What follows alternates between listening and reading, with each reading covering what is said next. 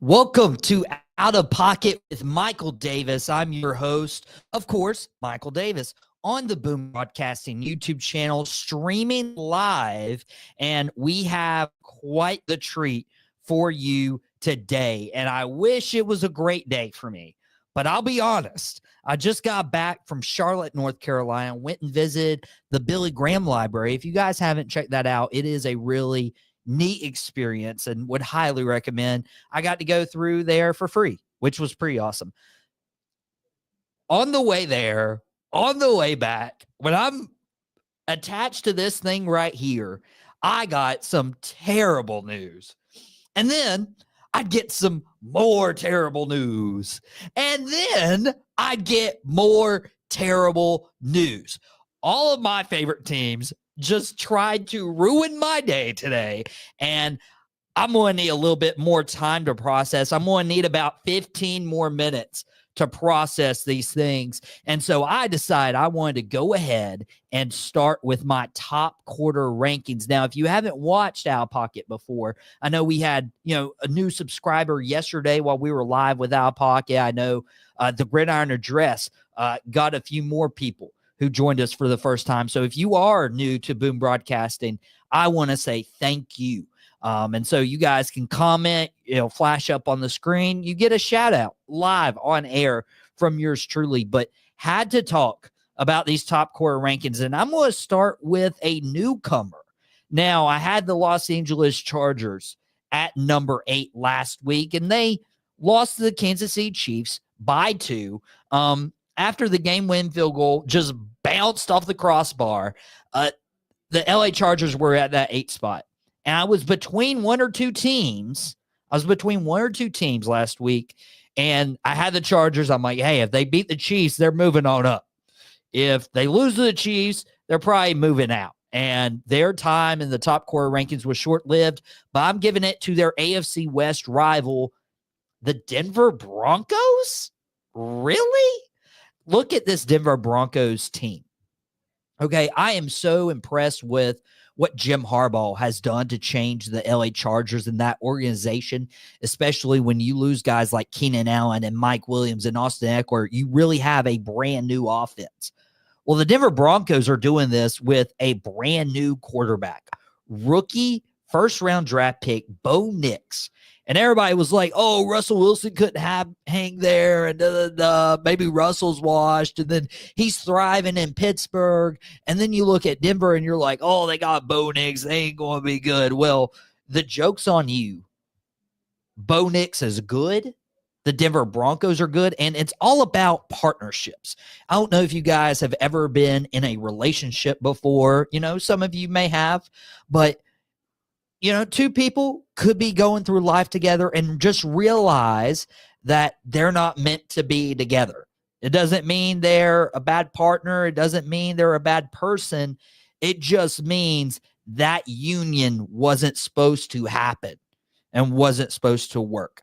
I feel like that's what Russell Wilson and Sean Payton were. Everybody thought, because Russell Wilson reminded a lot of people of Drew Brees in terms of stature, in terms of, his faith, his character. You thought that Russell Wilson and Sean Payton would work together, and it just didn't happen like that. And now Russell Wilson is thriving with a guy like Mike Tomlin.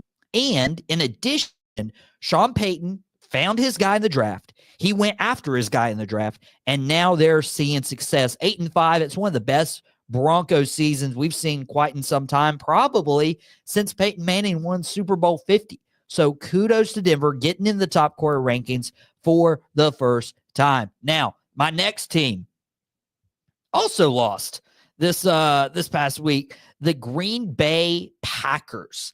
Now, the Packers lost to the Detroit Lions, who last week were number 2. If you guys missed my week 13, this is how it shaped up. This is how it shaped up if you're watching on the screen. Green Bay was at 6. Detroit was at 2. Detroit beat Green Bay, and so I moved Green Bay down to number 7. Now, that's still serviceable. You look at an entire body of work with the Green Bay Packers, and they lost by 3 to the Detroit Lions in perhaps the best Thursday night football game we have gotten yet. Josh Jacobs on the ground has shown people they should not have given up on him. Saquon Barkley, Derrick Henry, Josh Jacobs, 3 of the best running backs in the NFL, and they were all free agents this past season. The Packers just lost by 3. And when you look at their whole body of work, when you look at Jordan Love being serviceable, when you look at Josh Jacobs reviving his career, they still have won 3 of their last 4 after beating the Bears, the 49ers, the Dolphins. Their only 2 losses. Get this, there are only 2 losses in what the last 2 months have come to Detroit, who's playing hotter than, some other teams right now. I mean, they have beat the Rams, Cardinals, Texans, Jaguars, Bears, 49ers, and Dolphins. And if I did my math right, that is winning 7 of your last 9. Of course, Detroit has your number right now. Hopefully you don't have to play them in the playoffs, but for now, you stay in the top quarter rankings, only dropping 1 by half.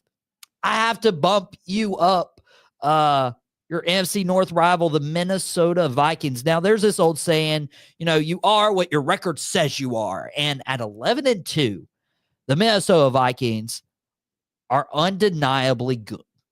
The Minnesota Vikings started this year 5-0, and they lost to the Lions, again, another great team. They lost to the LA Rams, and then they've rallied off, 6 straight? It was the Colts, Jaguars, Titans, but you get the Bears, you get the Cardinals, and then you get the Falcons. I thought we were due for a Kirk Cousins revenge game, and that's not how it worked out. You know what it turned into? Sam Darnold showing the world that he can be a better Kirk Cousins for this Minnesota Vikings team. Sam Darnold showed that he's the guy. I mean, They won 42-21. It was tied. It was tied after the third quarter, going into the fourth. And then Sam Darnold put the team on his back and said, hey, I'm carrying us to a promised land. A 11-yard touchdown pass to Jordan Addison, a 6-yard touchdown pass to Jordan Addison, leading them down the field with 3.5 minutes to go. Tapped out with an Aaron Jones 15-yard run when that drive started on their own 2-yard line. Minnesota did not allow Kirk Cousins to be Captain Kirk in the fourth quarter, but they showed that Sam Darnold can take control of a game and just wow people. Jordan Addison, 8 catches, 133 yards, 3 touchdowns. Justin Jefferson, 7 catches, 132 yards, 2 touchdowns. Very similar numbers. Aaron Jones with a rushing touchdown. But the most important thing was the defense showed that Kirk, 23 of 37, 344 yards, 0 touchdowns, 2 interceptions. And they proved that the organization may have made the right call moving to Sam Darnold and actually J.J. McCarthy, because they let Kirk Cousins walk and go to Atlanta, and they're doing phenomenal right now. And Sam, I am 11-2, crazy. Jason, the host of 3 from Deep, the co-host of Sideline Savants, that drops their fantasy football episode tomorrow at noon, mentioning it's crazy. The Minnesota, when J.J. McCarthy got hurt, I thought J.J. McCarthy going out was going to mean Minnesota had one of the worst 3 or 4 records this year, and that wasn't the case. I also thought this team would fall off, and they haven't. Even though they lost this past week, I still have the Buffalo Bills here at number 5. They dropped a little bit. Obviously, they are the only team to beat the Kansas City Chiefs this year, and I think that says something. But when you look and see what the defense allowed against the Los Angeles Rams, having to come back. I mean, this was insurmountable in the second quarter.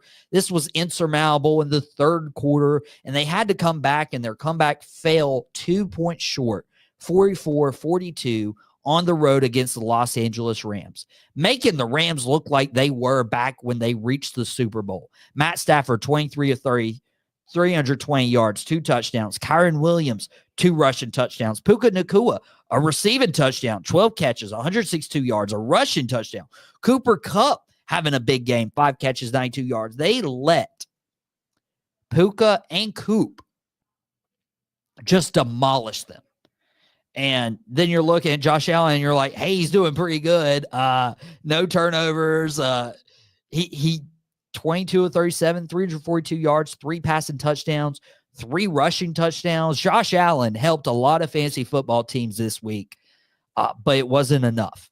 For whatever reason, you should not have given up 44 points to the LA Rams, and I think their defense is to blame for just a slight bump down the top quarter rankings. Coming in at number 4, we have the Pittsburgh Steelers. Jason calling for Josh Allen and Saquon co-MVPs. I don't know if that's from the fantasy football perspective or if that's from the NFL perspective. Josh Allen, I don't even entirely know if Josh Allen, I don't entirely know if Josh Allen should be an MVP, but he has improved a lot this year. But I have Pittsburgh at number 4. The Steelers team was caught off guard by the Cleveland Browns earlier this year, and they had them in Pittsburgh this week and said, we ain't letting this legend of famous Jameis continue. The Pittsburgh Steelers took care of business as it was 27-7 at the end of the third quarter. Cleveland scored a touchdown in the fourth to make it only a 13-point victory. But again, Russell Wilson and Mike Tomlin, it's working. They've proven to me, they've done enough to prove that Mike Tomlin should be coach of the year, and that's not up for debate. And it's not even up for debate when you consider the top 3 teams, starting with number 3, their fellow states team, the Philadelphia Eagles. The Philadelphia Eagles coming in at number 3. They only beat the Panthers by 6, which you would look at and you're like, okay, they were losing going into the third quarter. Carolina really, had control of a lot of the game, and then Philly, snuck one out late, and you're like, okay, Carolina's actually playing good ball. Carolina is actually favored for the first time in 2 years as they approach this Dallas Cowboys game this Sunday. The Carolina Panthers are playing good ball. They're having the most pressure when it comes to their defensive rush that is without Brian Burns, without Frankie Louvu, both leaving to other NFC East teams this year, one to the Giants, one to the Commanders. So the Carolina Panthers, and Bryce Young is playing with confidence. He's playing with energy. Chuba Hubbard is the running back that they were hoping for. And to fall 6 points short of the Eagles, Philadelphia just seems to get it done. 20 carries, 124 yards for Saquon. A.J. Brown, Devontae Smith didn't even have great games. Kudos J.C. Horn. That was probably the best game he's played all year, but they still found a way to win.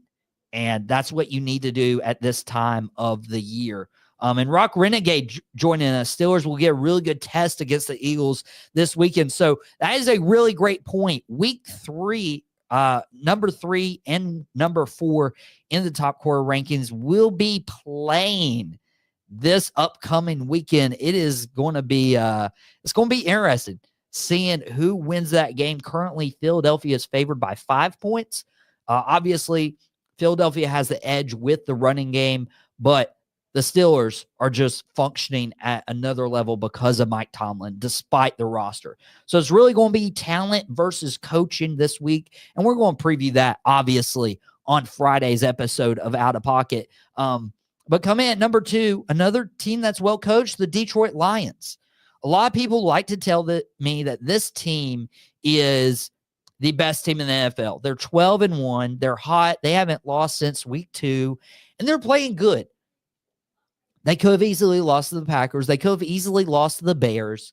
There's a couple other games. So people are acting like they're blowing out good teams. They're not. They're winning close games as well. And that's the thing they're knocking on another team that might be above them in the top quarter rankings this week. And this is no slight to Detroit. They have the Bills next. They have the Bears. They have the 49ers and then the Vikings. Bills will be a task. Trying to beat the Bills off a bye week or off a loss is going to be really tough for them.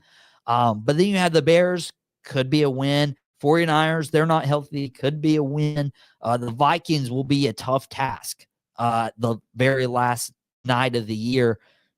And there's no slight because Detroit's playing good ball, but I'm not bumping them down from you-know-who. Rock Renegade, yeah, Bills and Lions as well. 4 p.m. games will be amazing. You got split screen. Jason disagrees, but I'm going to tell you why I have the Kansas City Chiefs at number 1. They're the back-to-back Super Bowl champions. They were the last remaining undefeated team.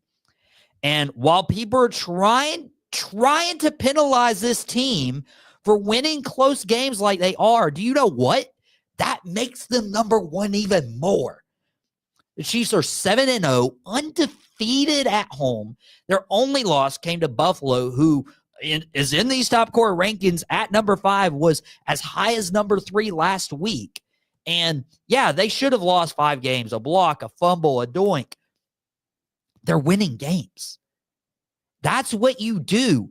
This championship team, I was worried they would come out a little lackluster. They would try to win 11 games, maybe even go as high as 12, and then just kind of coast through regular season. But no, they're coasting through games a little bit, and then they're showing their championship pedigree and experience to win those tight games at the very end.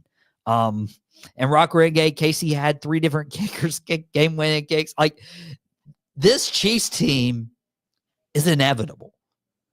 It's almost inevitable that they would be the first ever 3-peat Super Bowl champions. So beware, be afraid of the Kansas City Chiefs. And now I gotta switch gears here because it is not been a good day if you're me. DeMarvion Overshown was hurt last night. It has been a tough night to process because you see this young man go down and he is playing lights out. He is playing some of his hardest football. Honestly, he has been the constant on this defense. I mean, DeMarvion Overshown left the game with 6 tackles, pass deflection, all the stats that he has this year and all the crazy games. That pick 6 in the Thanksgiving game. He is quickly becoming what I knew he would be as soon as the Cowboys drafted him out of Texas last year. He was going to be the guy. Well, he tears his ACL last year in the offseason, and he's out for the year. He comes back this year, and he injured his other leg last night, and it's worse than a torn ACL. They're saying he tore multiple ligaments, and they don't know when this young man will return to the field. And you know as well as I do, when you lose a linebacker who is playing as fast and as hard as Overshown, it is a hit to any defense. And it's no surprise that the Cincinnati Bengals won on a last-second touchdown that they did last night, but it wouldn't have even happened. And this is what hurts the most. I've heard all the talk. I've heard everybody say the Dallas Cowboys are trash, whatever. They beat the Commanders. And I was like, whoa, maybe it was a fluke. And they beat the Giants. I'm like, well, it's the Giants, right?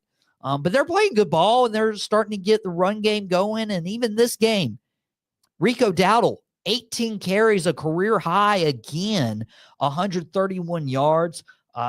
He was having his best game. CeeDee Lamb was showing up. Others were making plays. But to lose a game in the way and the fashion we did, because Dallas played good enough football to win this game. They had forced Cincinnati way back. Way back. They had to punt with 2 minutes to go. Dallas had all 3 timeouts. And you're like, okay, well, maybe Cooper can get them in field goal range. Well, the guy comes through and blocks the punt. All of a sudden, you're in field goal range. And then, of course, Aruarie touches the ball, doesn't secure it. Cincinnati grabs it because it's a live ball. Once the defense touches the ball, it's a live ball. Cincinnati's able to score a touchdown, and then we're just not able to answer at the very end. It was one of the most painful losses to watch because you knew the trajectory of this team was they were going to be 6-7 after that block punt. They were going to be 6-7. When you have a kicker as reliable and can kick from any distance on the field like Brandon Aubrey, you knew as soon as you blocked that punt, but within a matter of 2 or 3 seconds, the Cowboys went from 6-7 with some hope to getting the wild card to 5-8, and then hearing Overshown is out for the year, potentially longer, and it's not a pretty story. So, it's terrible. I absolutely hated it. It was horrible. It was awful. And I'm wanting the best for DeMarvion Overshown. He did really, really well. But this wasn't the only news I had to sit with today. Maalik Murphy, you watch me wearing a Duke hoodie. Maalik Murphy, the sophomore quarterback who transferred out of Texas this past year, is now transferring out of Duke. He's entering the transfer portal. And while I thought that Maalik Murphy was just testing the waters, see what's out there, maybe he'll get to a bigger SEC school or a Big Ten school. No, Maalik Murphy sitting out the bowl game, the Gator Bowl against Ole Miss, an SEC defense that he could have proved himself against. Maalik Murphy's skipping that bowl game. He's entering the transfer portal, and Duke will have to play this bowl game with a different quarterback, and they'll have to look at the transfer portal themselves. Maybe the Tulane quarterback is one that's visiting Duke here in the next week or so. And he's actually the number 1 quarterback in the transfer portal. I learned that news, the Tulane quarterback. But Maalik Murphy, this was devastating to hear that Maalik Murphy isn't going to stay, because you saw Texas. You're like, okay, Quinn Ewers, Heisman candidate. He's not in the finals, but he was going to be there. You have Arch Manning right behind you, and Maalik Murphy was probably looking. He's like, I have no opportunity. I have no chance. They're not going to play me over Arch Manning, and if I do, if I make one mistake, they're going to call for my head. So he came to Duke, and Maalik Murphy and Manny Diaz paired up for one of the better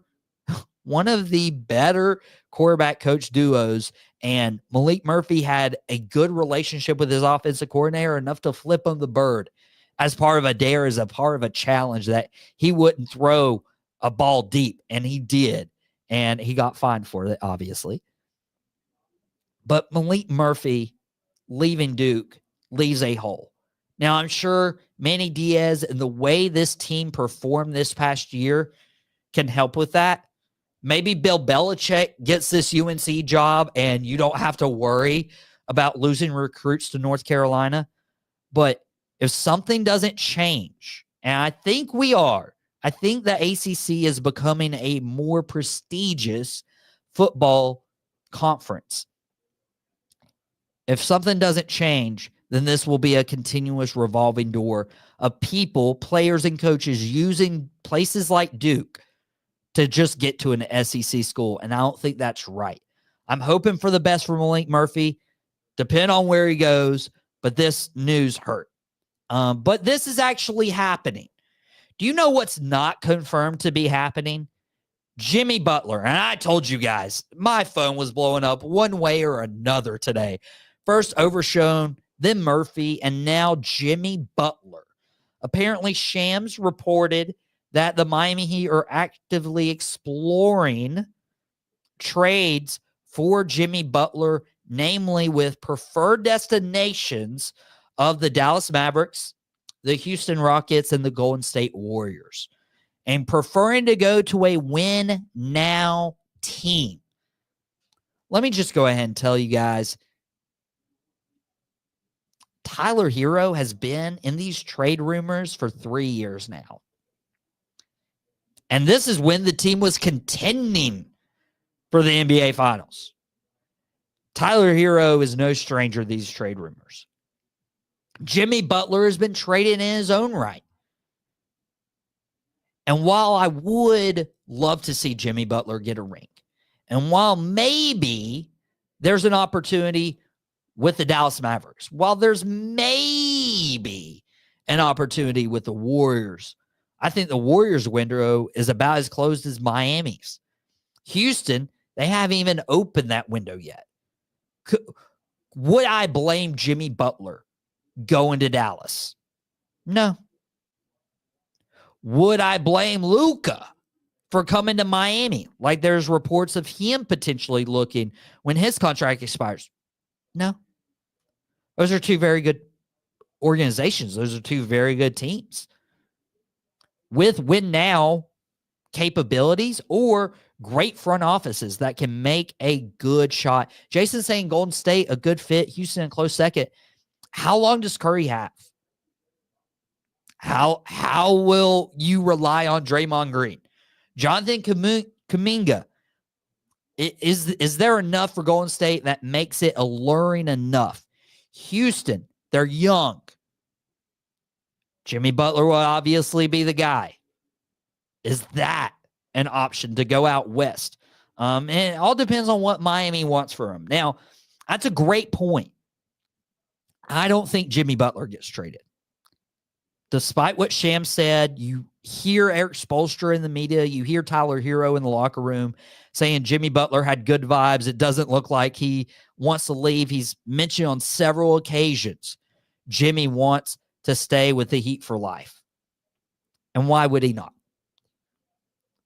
But if Miami got a good package, I mean, you look at Dallas, they're not going to trade Luka. They're not going to trade Kyrie. But you could get Derek Lively. You could get some first-round picks. Golden State, if there's youth there. Houston, if there's youth there. I wouldn't accept a deal that would set this organization back into a rebuild. But I would at least listen and then laugh and say no. Because Jimmy Butler is this team. Now, I think the Lakers stayed on Kobe Bryant a little too long. It was hard for Dwayne Wade to leave Miami. I think Dirk finished his career the best way he could. Lower salaries, staying with the team, and not causing too much of a ruckus. And not ball hogging either. I think Jimmy Butler's in a season where he sees Tyler Hero emerging. We talked about this yesterday as emerging all-star. You see Bam Adebayo being better. And you're like, okay, Jimmy needs to understand it's not his team anymore. But he is the heart and soul. This is what Zeke was 2-3 years ago. It was becoming Dak's team. But Zeke was still the heart and soul. Send him to Philly and get Joel Embiid. That would be terrible. First of all, that would be exactly the opposite of what these two wanted. Joel Embiid wanted Jimmy Butler earlier in the offseason instead of Paul George. And Jimmy Butler would go up there, and he's like, I got to deal with this mess. I mean, we got Paul George and everything. Like that would be tough. Jimmy Butler for Tyrese Maxey and Jared McCain could be a different story. That would be an offer I would listen to. If you got two of those young guys with Maxey and McCain, very promising to send them to Miami. But guys, until anything happens, this is all rumors. The Dallas Cowboys and the Miami Heat are two organizations that I love, but they're two organizations that always will be in the trade rumors. Always. Players coming, players going. Until it happens, it's all good. It's all good. Or at least that's what I'm convincing myself. Just like it's all good what Boom Broadcasting is bringing to you this week. It dropped quick hits earlier today. We did Outta Pocket right now live at 5:30. Tomorrow we have Sideline Savants. We might have Drop the Mic. We might have Dad and the Boys. Who knows? It'll be a surprise. We have Lombardi Party. And then Thursday, we have It Stinks TV show review. We have Dugout Debrief, the baseball podcast.